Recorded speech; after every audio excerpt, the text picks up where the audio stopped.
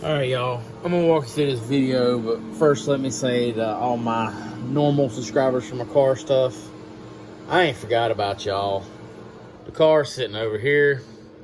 You see what kind of mess I got. Life has just been crazy. I put out a video soon letting y'all know everything that's going on.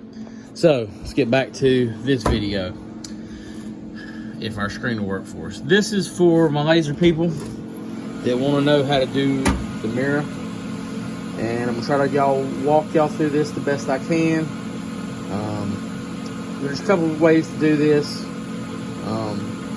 This is just my way. This is what I've been doing right now. So what you're gonna want to do is get your mirror in, get it mounted up, get it lined up where you're gonna cut. We're gonna do 3 colors on this mirror. This is a Gulf mirror for put my Hot Wheel cars on. My Gulf Hot Wheel cars display. Anything you're doing on the back of a mirror, you're gonna have to mirror. Just remember that. You don't want anything to come out backwards. So we're doing 3 colors. And if we turn our first color is this is gonna be all white, okay? The shaded color is what we're cutting. That's gonna be white. Then we got another layer here. This layer is gonna be our orange layer. And then this layer here is gonna be our blue layer. I think we're gonna cut the white layer last. And probably gonna cut this blue and orange first. It probably doesn't really matter which way we go. So let's cut the orange first. So this is where we're gonna cut. For y'all that don't know, this is light burn. It'll show you down here. It's gonna take us 14 minutes and 45 seconds. What I've been cutting this mirror at on my 60 watt is 200 millimeters a second at 40. Because this mirror, it comes from Lowe's. It's the 12 by 12 bevel. The backing on it seems to be a little thicker. Also, what I have noticed in the couple mirrors that I have made is this stuff tends to ball up a little bit and attach to your nozzle. So you need to clean it ever so often. So I'm probably going to do these 2 in separate pieces and clean my nozzle in between the 2 of them. And what I've been doing to clean my nozzle is just taking a brush or a swab and just cleaning off the bottom to make sure any of this stuff that's been vaporized doesn't get stuck to it, because if it does, it'll block your beam and then it won't cut all the way through. You'll have to make more cuts on it, take longer time, kill your profit margin. So we're gonna cut this orange and then I'll show you what we do. All right, she's done cooking. So what we want to do, we're gonna send our little head back home so it's out of our way.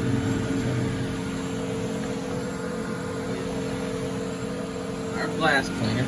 See, we got residue. Now look, when you do this, it's pretty important that you don't move this at all. So I'm gonna put y'all up here for just a second.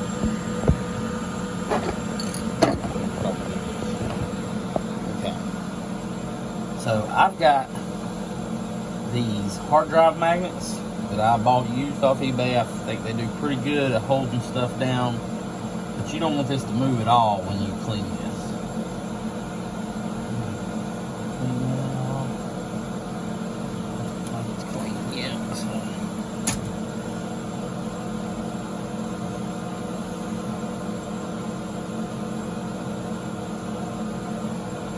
I'm gonna get all your residue off,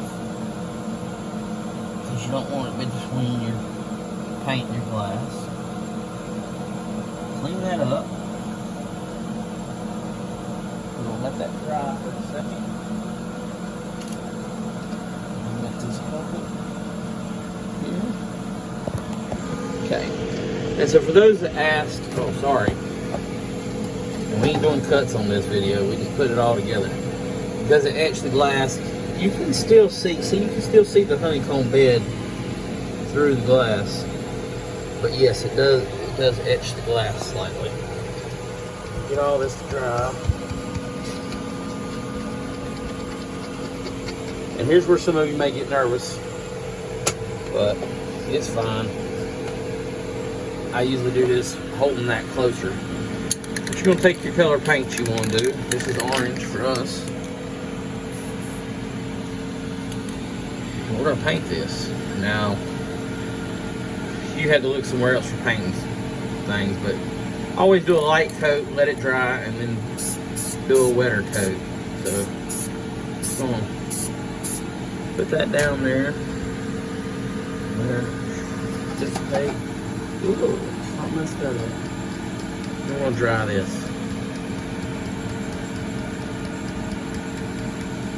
Now, while this is drying, let's talk about the other way to do this. If you're doing a bunch of stuff and you're trying to do production, the way to do this is not to paint this in the machine. The way to do this is to cut a jig. I'm not gonna go into how to cut a jig, but basically you would just put down some acrylic or some wood or whatever, measure your part very precisely, lay it out, and then cut so the part can be taken out and put back in the same spot every time. That way you could run, 10 of these, and then you could be painting them away from the machine, and while they were drying you could be cutting other ones. But if you're just doing one, if you're doing a one-off, this is the most accurate way to do it, is to not move it out of the machine at all. To paint it right here in the machine. As long as you don't go crazy with your paint, you shouldn't mess anything up, and you should be cleaning this down, once a week or so anyways. So not that big a deal as long as you don't go crazy with the paint. Alright, so let's get this covered up. Let's do another coat here. We're going to do a pretty wet coat this time. And we're going to give this 10 minutes to dry before we start running our next program. So I'll come back to you when that's done. Alright, I think this is mostly dry. Look, if you're going to touch your paint, don't touch it somewhere somebody's going to see it. All this stuff is going to be on the back. Don't touch it there. Touch it over here where you overspray. See, I didn't touch it over here one time. Don't want it dry, but now it's dry. So, we're going to cut our next layer. And let's see, this is what we cut the first time. That's our orange. Oh, why is that on? Anyways, that's our orange that we just cut. So now we're going to cut that off. And I think this is our blue, if I'm not mistaken. Yeah, these letters and this ring is all going to be in blue. We're going to burn this. It's going to take 35 minutes. Let's start her up and see what she does. And, oh, yeah.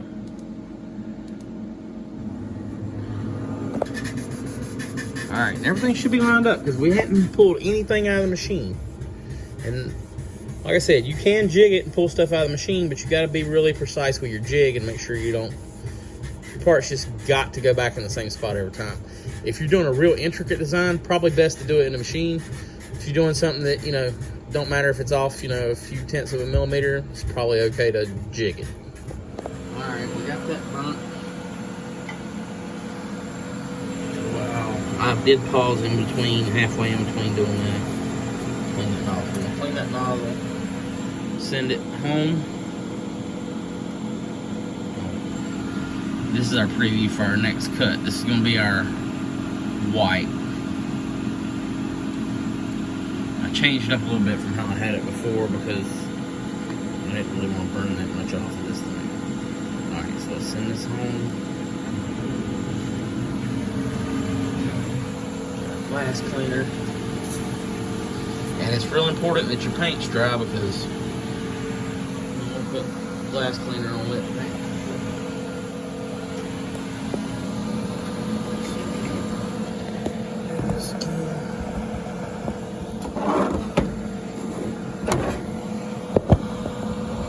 Sorry y'all, it's been a while since I shot any kind of video. Oh shit, yeah, definitely don't want to do that. Alright, anyways, just gonna put y'all down. Hold this. all the goo off of here without moving this any.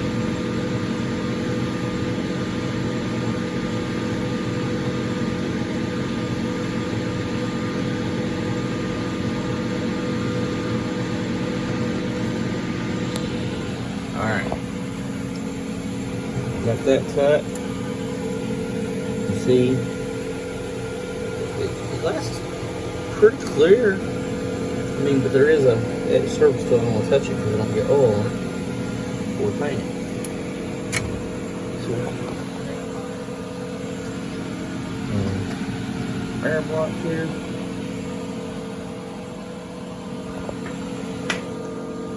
Now, when you're painting, it's pretty important to use paint that all works together.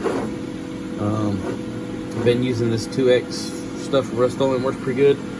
They did not have the color blue I wanted at my hardware, so I did get Rust-Oleum still, and this is gonna work. It's just gonna take probably a little longer to dry than that stuff. I don't know how much different it is, but we're gonna do it. So, all right, so paint your blue like you, or whatever color, you know. I'm gonna let that dry.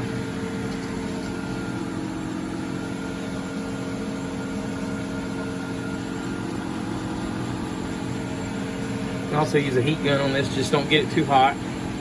That's what I've been doing in between here. If you don't put too thick of coats, it dries pretty quickly.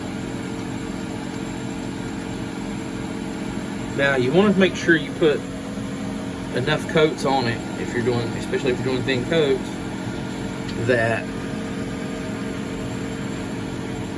it looks good from the front. Now how do you know? Well, you can't look at it, but you pretty want to make sure you get them all filled in, and it just takes a little practice. If you put a little much on it, you just gotta wait a little longer for it to dry mainly.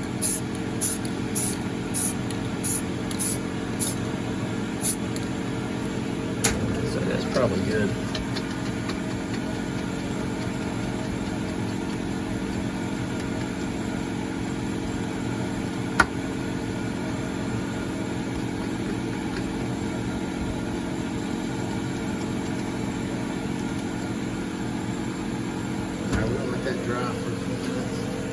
Probably hit it with a heat gun just a little bit, flash off some of them VOCs, and get this stuff to kicking. Alright, got our last burn in. This is going to be our white layer.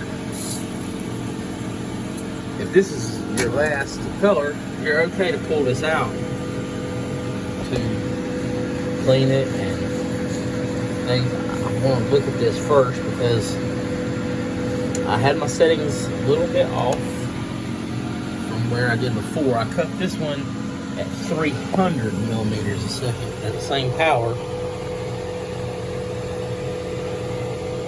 I just want to make sure that it burnt everything away.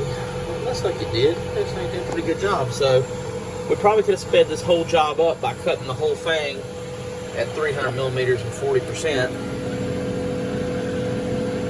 But better to take a little bit more time doing it, get it right, than to screw it up, do it twice.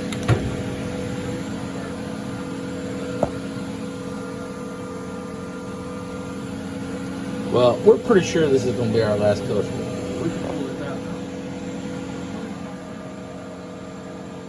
Alright, thanks for bearing with me on this awful video and I've been doing. All I've got is my phone. So, alright, we're going to put our white in. Pretty confident that it's burned through enough. I'm sorry to stop it, but I wanted to test this. Hey, let's just see what happens. This piece is for me, it's not like it's for a customer, so no big loss if it's not perfect, but I like to do perfect work, y'all. Because look, no matter what you do, that there a little bit. No matter what you do, no matter what business you're in, there can only be one cheapest. and there can be one best. And if you always try to be the best, you don't have to be the cheapest. And hard to make a living being the cheapest. I try to be the best. So this is what making stuff for yourself's about, and making stuff for your family. And that's where you get your practice in. And then when your customers come to you and want to know why you charge more than the other guy, well, tell them you probably do better work than the other guy.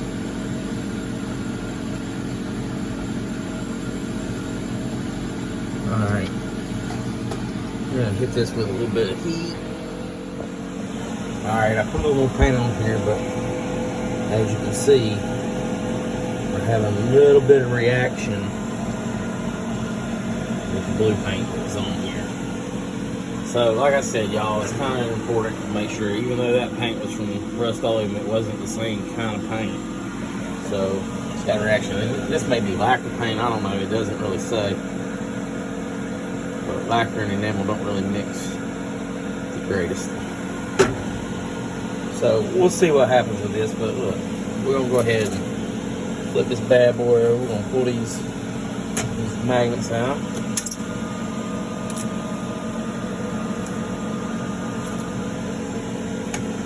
See what we got.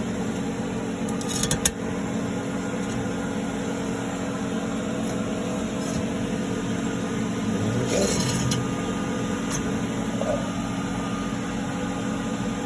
And that's how you do multicolor on mirror. I see we're definitely having a reaction here with our paint, which honestly is giving us a kind of a cool, patinted look. So, you know, hey, we'll take it for now.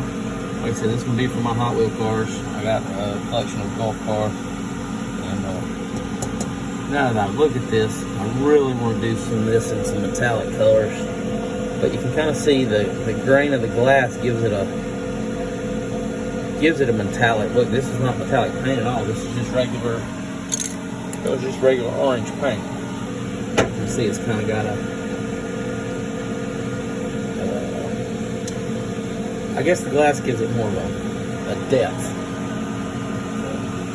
Alright, y'all, I hope you enjoyed this video. If, you know, I'll make more videos if you need to know something else and I know it. I'm glad to share my knowledge about anything I know.